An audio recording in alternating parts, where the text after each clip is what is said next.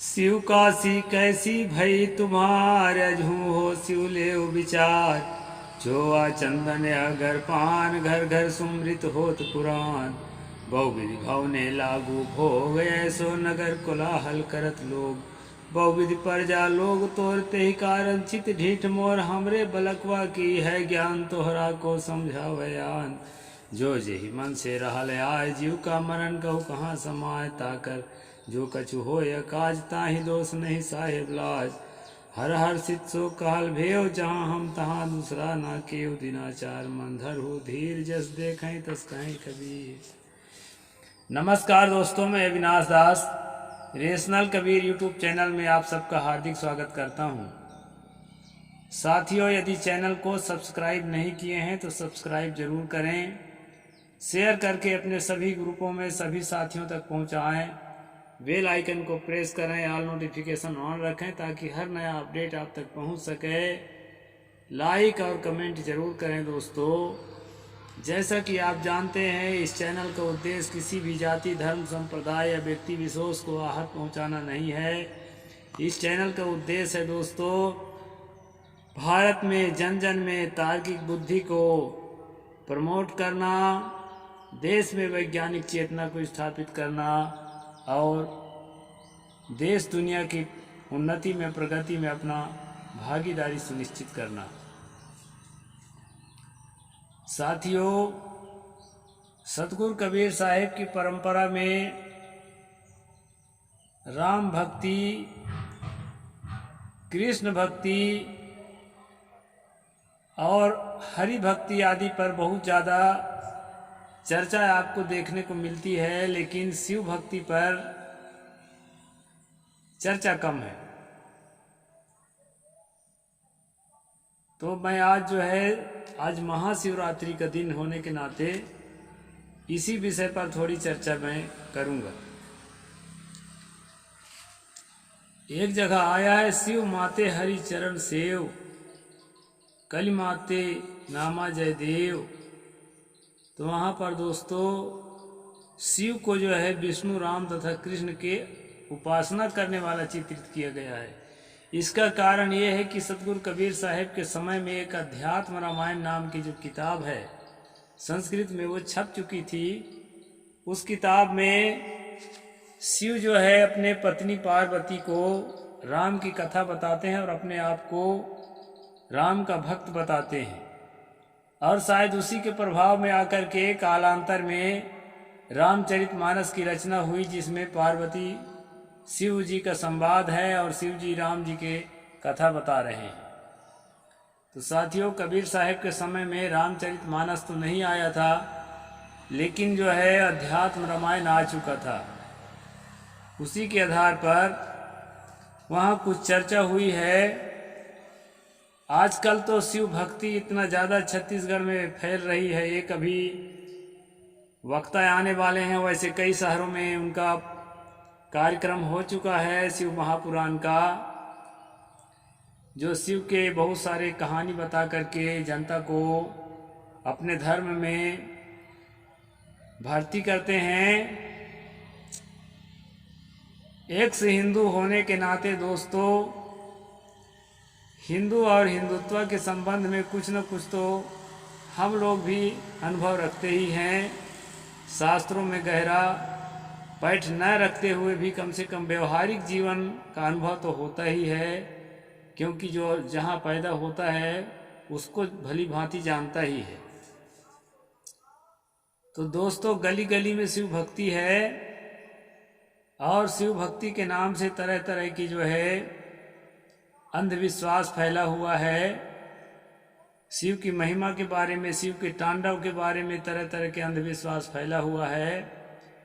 और इस समय तो यहाँ तक अंधविश्वास फैला है कि एक लोटा जल में बेल पत्र में और क्या क्या फूल इत्यादि रख करके शिवलिंग पर उड़ेल दे, शिवलिंग पर डाल दे। उसके बाद पढ़ने में कमज़ोर बच्चे परीक्षा में पास हो सकते हैं, ऐसा अफवाह उड़ाया जाता है। ऐसा करने से जो निर्धन आदमी है वो धनवान हो सकता है। ऐसा करने से जो रोगी आदमी है वो निरोग हो सकता है, ऐसा करने से जो मुकदमा चल रहा है तो भले ही वो अपराधी हो वो जीत सकता है। इस प्रकार एक लोटा जल हर समस्याओं का हल, ऐसा कह करके जो है दोस्तों अंधविश्वास छत्तीसगढ़ में बहुत तेजी से फैल रहा है। यहाँ तक कि जो कम समझे हुए कम सुलझे हुए कबीरपंथी हैं वो भी इस धारा में बहते चले जा रहे हैं। साथियों, सतगुरु कबीर साहब झूठ के खिलाफ थे, इसलिए उन्होंने जो मैं अभी पद बोला हूँ शुरू में, उस पद को उन्होंने रचना किया था। हे शिव जी, तुम्हारी काशी कैसी हो गई? आज भी समय है, इस बात पर विचार कर लो। चोआ चंदन अगरपान आदि से तुम्हारी पूजा होती है और घर घर में स्मृतियां धर्मशास्त्रों और पुराणों की कथा होती है। घर घर में विविध व्यंजनों द्वारा तुम्हें भोग अर्पित किया जाता है। लोग शहर के हर हर बम बम महादेव कहकर हल्ला करते हैं और तुम्हें पुकारते हैं। यहाँ तुम्हारे भक्तों की भीड़ है, इसलिए तुमसे पूछने में मेरा मन निसंकोच हो गया है। हम तुम्हारे सामने बालक हैं, अतएव हमारा ज्ञान थोड़ा है, तुम तो परम ज्ञानी हो, फिर तुम्हें दूसरा कौन समझाए। इस तरह कबीर साहब जो है शिव के सामने गए हुए हैं। दोस्तों, ये जो है ना एक तरह प्रतीकात्मक है। ये मत सोचिए कि कोई शिव होता होगा जिसके सामने कबीर साहब गए हैं। जिसके मन में जैसा आता है काशी की वैसी महिमा हाँकता है। काशी में मरने से हत्यारा भी मुक्त हो जाता है, दुराचारी भी मुक्त हो जाता है, इत्यादि बातें धर्म ग्रंथों में लिखी रखी है। तो हे शिव जी, मैं तुमसे पूछता हूँ कि ये नाना प्रकार कर्म करने वाले जीव शरीर छोड़कर कहाँ समाएंगे, कैसी दशा प्राप्त करेंगे, तुम ही बताओ। ध्यान रहे, तुम्हारी नगरी की महिमा के झांसे में पड़कर यदि जीवों का अकल्याण हुआ ना, तो यह उनका दोष नहीं माना जाएगा, यह दोष स्वयं हुजूर को पड़ेगा। कबीर साहब की उक्त बातें सुनकर शिव जी हर्षित होकर कहने लगे, सुनो कबीर, जहाँ हम हैं वहाँ दूसरा कोई नहीं है। अर्थात शैव ज्ञानियों ने कहा कि कबीर में शिव का निवास है, काशी में शिव का निवास है, यहाँ यमराज नहीं आ सकता, इसलिए यहाँ कैसे भी कर्म करने वाले मनुष्य मरे हुए मुक्त ही हैं। कबीर साहब ने कहा कि मिथ्या महिमाओं के झांसे में पड़कर भले ही भक्त लोग 4 दिन संतोष मान लें, परंतु अंत में अपने अपने कर्मों का फल सबको भोगने पड़ेंगे। कबीर तो वही कहते हैं जो देखते हैं, अर्थात जो वास्तविकता है। इस प्रकार दोस्तों ये बीजक में बसंत नंबर 11 है, उसका मैंने पढ़ करके अर्थ सुनाया। अब खास बात मैं ये बताना चाहता हूँ कि ये शिव भक्ति का इतिहास क्या है। साथियों, छत्तीसगढ़ की माने तो छत्तीसगढ़ में भी जो ओबीसी समुदाय के लोग हैं, यानी जो कुर्मी जाति के लोग हैं, जो तेली जाति के लोग हैं, जो यादव जाति के लोग हैं और जो कलार जाति के, जो भी कुर्मी जाति के लोग हैं, वो शिव की पूजा करते जरूर हैं, लेकिन जो है वो दिल से मानते हैं कि ये आदिवासियों का भगवान है, ऐसा मानते हैं। क्योंकि आज जो है मैं देख रहा हूँ कि बूढ़ा देव मंदिर में जो प्रोग्राम हो रहा है उसमें बढ़ चढ़ करके भागीदारी लेने वाले जितने लोग हैं वो आदिवासी समुदाय के लोग हैं। साथियों, शिव का संबंध आदिवासी समाज से बहुत ज़्यादा बताया जाता है। वैसे 1923 में जब इंडस वैली सिविलाइजेशन की खुदाई हुई तो उसमें भी कुछ ऐसे पत्थर मिले जो शिवलिंग जैसे आकार के थे, 4-5 इंच के। उसको भी कहा गया कि देखो ये शिवलिंग है, हिंदुओं की विरासत है। लेकिन एक बात बताना चाहूँगा दोस्तों, किसी भी वेद में, किसी भी शास्त्र में, किसी भी उपनिषद में इंडस वैली सिविलाइजेशन के बारे में कुछ भी नहीं लिखा गया है। जिन किताबों को कहा जाता है कि ये हजारों वर्ष पुराने हैं, लाखों वर्ष पुराने हैं, उसमें जो विज्ञान द्वारा समझ लिया गया है कि केवल 5000 वर्ष पहले का इंडस वैली सिविलाइजेशन है।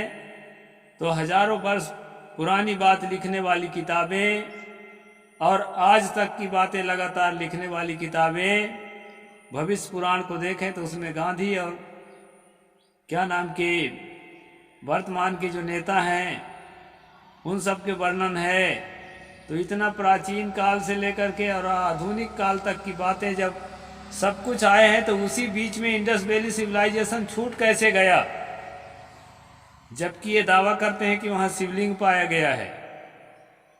साथियों, दूसरी ओर ये भी दावा करते हैं कि इंडस वैली सिविलाइजेशन पर हमला करके हम लोग आए, आर्य लोग आए और उसको तहस नहस किए।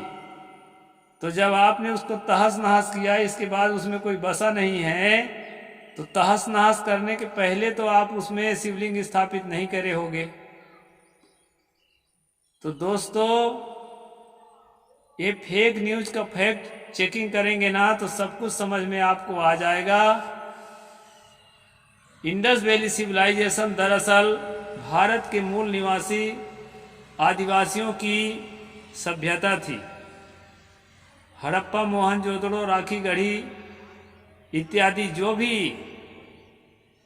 खुदाई में मिले हैं अवशेष, वो भारत की प्राचीन संस्कृति थी। ऐसा जो है इतिहास के विद्वान लोग मानते हैं और उन्हीं के अनुसार मैं यह बात कहता हूँ। दोस्तों, जिस पद को मैंने अभी आपको पढ़ के सुनाया वो सतगुरु कबीर साहब का पद है। उसी के अर्थ करते हुए व्याख्याकार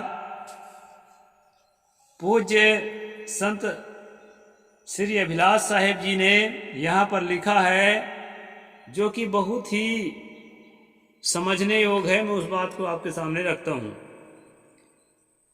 ये पृष्ठ नंबर, बीजक व्याख्या के पृष्ठ नंबर 257 है दोस्तों, भाग 2,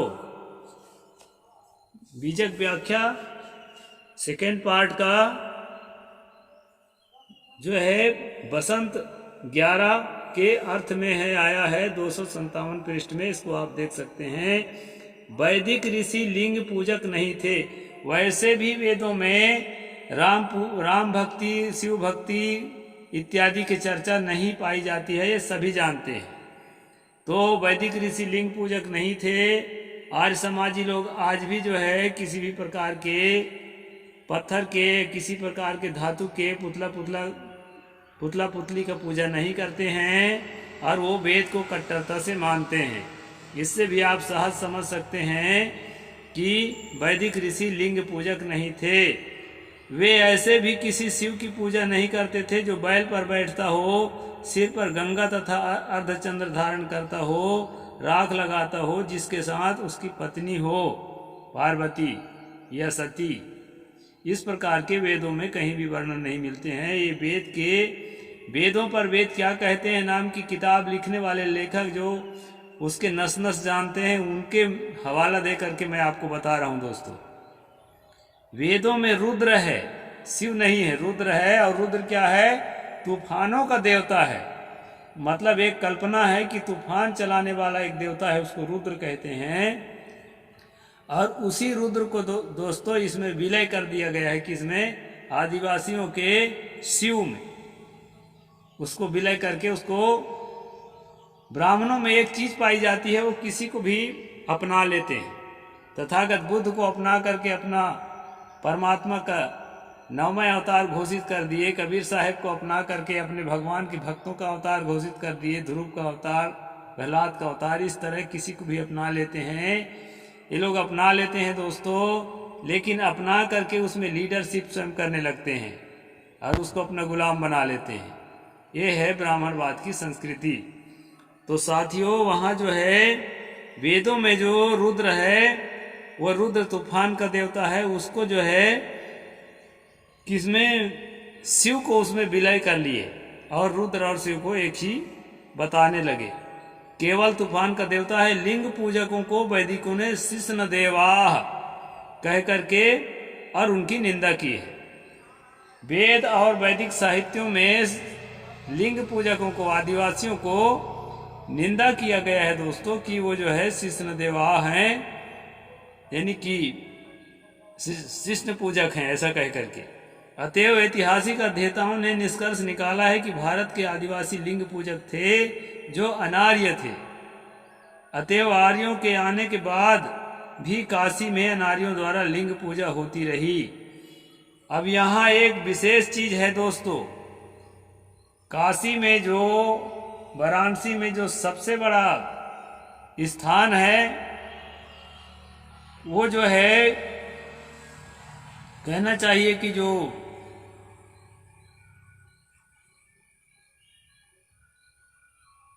बनारस का जो सबसे बड़ा शिव मंदिर है वो आदिवासियों का है, जिस पर जो है ब्राह्मणों ने कब्जा कर रखा है। क्योंकि यहाँ पर ये बात आई है कि काशी में अनार्यों द्वारा लिंग पूजा होती रही, परंतु धीरे धीरे आर्यों ने लिंग पूजा स्वीकार ली। फिर पीछे से आदिवासियों के लिंग तथा आर्यों के रुद्र का घाल मेल कर लिया गया। इस तरह से यहाँ लेखक लिखते हैं दोस्तों, और इससे आपको यह समझना होगा, काशी पुरा काल से विद्या की साधना की नगरी बनी। यहाँ वैदिक ब्राह्मणों का वर्चस्व रहा। महात्मा बुद्ध ने भी अपना प्रथम उपदेश बनारस के उत्तर एक मृगदाव वन में दिया, जो आजकल सारनाथ कहलाता है। स्वामी शंकराचार्य ने यहीं आकर अपना प्रचार केंद्र बनाया। कबीर साहिब का तो काशी जन्म, कर्म एवं साधना उपदेश स्थल ही रही है। इस प्रकार से दोस्तों यहाँ पर एक राज खुल करके आता है कि शिव जो है किसी भी प्रकार से आर्य देवता नहीं है, और किसी भी प्रकार से वह हिंदू संस्कृति का हिस्सा नहीं है। वह आदिवासी संस्कृति का, प्रकृति पूजक जो आदिवासी हैं उनकी संस्कृति का हिस्सा है। कुछ लोग कहते हैं तथागत बुद्ध को बुद्धा कहते कहते बुढ़ा कहने लगे, बुढ़ा कहते कहते बूढ़ा देव कहने लगे, बूढ़ा देव कहते कहते महादेव कहने लगे, और तथागत बुद्ध ही महादेव है, ऐसा जो है कुछ लोग दावा करते हैं। लेकिन दोस्तों मेरे ख्याल से यह जो है अनार्य आदिवासियों का ही प्रतीक पूजा का विधान है, जो कि आगे चल करके ब्राह्मणों में उसको अपने में विलय कर लिया और आदिवासियों को दूर फेंक दिया। तो इस तरह से भारत में जितने शिव मंदिर हैं वो सब आदिवासियों के हैं और कब्जे में ब्राह्मण के हैं दोस्तों। सब जगह का मलाई खा रहा है ब्राह्मण, और जो है अरबों खरबों रुपया ब्राह्मण के घर जा रहा है, और आदिवासी बेचारे जंगल जंगल आज भी अपने रोजी रोटी की तलाश में हैं। तो इस सच्चाई को हमें समझना चाहिए दोस्तों। वैसे अंधविश्वास में पड़ने की जरूरत नहीं है। पहले हमारे पूर्वज इतने वैज्ञानिक नहीं थे, धीरे धीरे ज्ञान का विकास हुआ है, तो वो अंधविश्वास में जरूर पड़े थे। कहीं शिव नहीं होता है, कहीं पार्वती नहीं होती है, कहीं देवी देवता नहीं होते, कहीं ईश्वर खुदा नहीं होते। ये सब के सब काल्पनिक हैं दोस्तों। लेकिन सच्चाई को जानने के लिए इन सबको समझना जरूरी होता है। तो इस प्रकार से ब्राह्मणों ने देश पर कब्जा किया है। इसको मैंने आपको पूरे हवाला के साथ बता दिया। साहिब बंदगी। जय जोहार, जय भीम, जय भारत।